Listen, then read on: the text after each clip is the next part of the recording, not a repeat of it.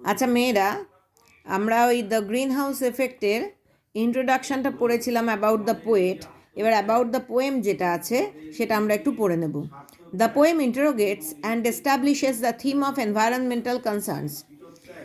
এই কবিতাটি ইন্টারোগেটস অর্থাৎ প্রশ্ন করে বা জিজ্ঞাসা করে, অ্যান্ড এস্টাবলিশেস অর্থাৎ প্রতিষ্ঠা করে, এনভায়রনমেন্টাল কনসার্নস অর্থাৎ পরিবেশ সংক্রান্ত যে দুশ্চিন্তাগুলো সেগুলোকে এই কবিতার মাধ্যমে প্রতিষ্ঠা করে এবং প্রশ্ন করে।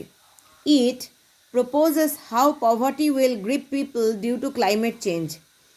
এটা আমাদের প্রস্তাব দেয় বা আমাদের বুঝিয়ে দেয় কিভাবে দারিদ্র জনসাধারণকে গ্রিপ করে ফেলবে বা জনসাধারণকে একেবারে গ্রাস করে ফেলবে এই পরিবেশগত পরিবর্তনের ফলে, অর্থাৎ পরিবেশের যে অবনমন হবে বা পরিবেশের যে অবনতি হবে তার ফলে দারিদ্র সাধারণ মানুষকে গ্রাস করে ফেলবে। Dennis creates awareness about the ecological issues. Dennis তৈরি করছেন একটা সচেতনতা আমাদের ইকোলজিক্যাল ইস্যুস অর্থাৎ বাস্তুতন্ত্র সংক্রান্ত যে বিষয়গুলো রয়েছে সেগুলো সম্পর্কে আমাদের মধ্যে সচেতনতা তৈরি করছেন through the implementation of visual imagery. তিনি কার্যকরী করে তুলছেন ভিজুয়াল অর্থাৎ দৃষ্টিগত যে চিত্রকল্পগুলো, ইমেজারি অর্থাৎ কতগুলো ছবি আঁকছেন আমাদের চোখের সামনে, যে ছবিগুলো বাস্তবায়িত করে তুলছে এই বাস্তুতন্ত্র সংক্রান্ত সমস্যাগুলো বা বিষয়গুলোকে। And demonstrates how global warming will contribute to the creation of a dystopian future for humanity. এবং আমাদের কাজে পরিণত করে দেখাচ্ছে, ডেমনস্ট্রেট অর্থাৎ কাজে পরিণত করে দেখাচ্ছে চোখের সামনে যে কিভাবে বিশ্ব উষ্ণায়ন আস্তে আস্তে তৈরি করবে বা সৃষ্টি করবে একটা কাল্পনিক ভবিষ্যৎ মানব সমাজের জন্য বা মানব সভ্যতার জন্য। এই কাল্পনিক ভবিষ্যৎ কিন্তু খুব সুখের নয়। কাল্পনিক ভবিষ্যৎ হচ্ছে একটা ভয়াবহ কাল্পনিক ভবিষ্যৎ যেটা আগামী দিনে আসতে চলেছে। এখন আমরা এত বছর বাদে, কার্ল ডেনিসের কবিতা লেখার এত বছর বাদে দেখছি ডিস্টোপিয়ান ফিউচার কিন্তু বর্তমানে বাস্তব হচ্ছে।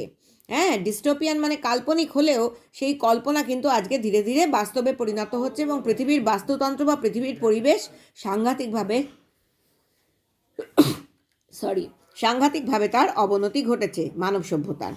ইট discusses about the effects on nature. এটা আলোচনা করে পরিবেশের ওপর যে প্রভাব পড়ছে তা নিয়ে, created by the unmindful activities of humans.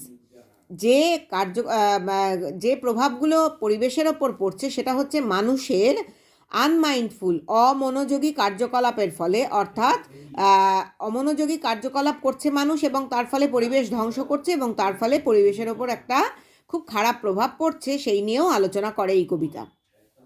The author in his poem in a very simple manner expresses.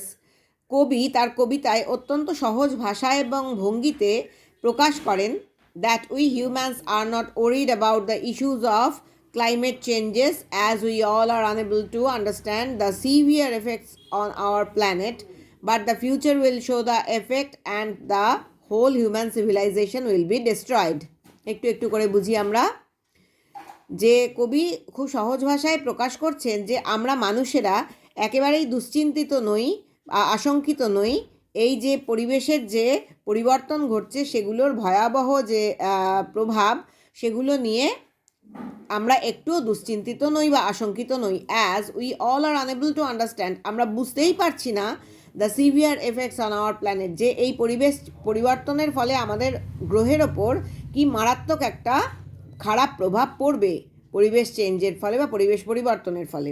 But the future will show the effect, ভবিষ্যতে দেখাবে যে কি মারাত্মক খারাপ প্রভাব পড়ছে এই গ্রহের ওপর, যেটা এখন আমরা দেখতে পাচ্ছি কার্ল ডেনিসের লেখা কবিতার বহু বছর বাদে। And the whole human civilization will be destroyed, সমস্ত মানব সভ্যতা আস্তে আস্তে ধ্বংস হয়ে যাবে। The author repeatedly says that, লেখক বারে বারে পুনরাবৃত্তি করে বলে যাচ্ছেন যে we humans should acknowledge our role, আমরা মানুষেরা অবশ্যই চিহ্নিত করব আমাদের নিজেদের ভূমিকা পরিবেশের ক্ষেত্রে।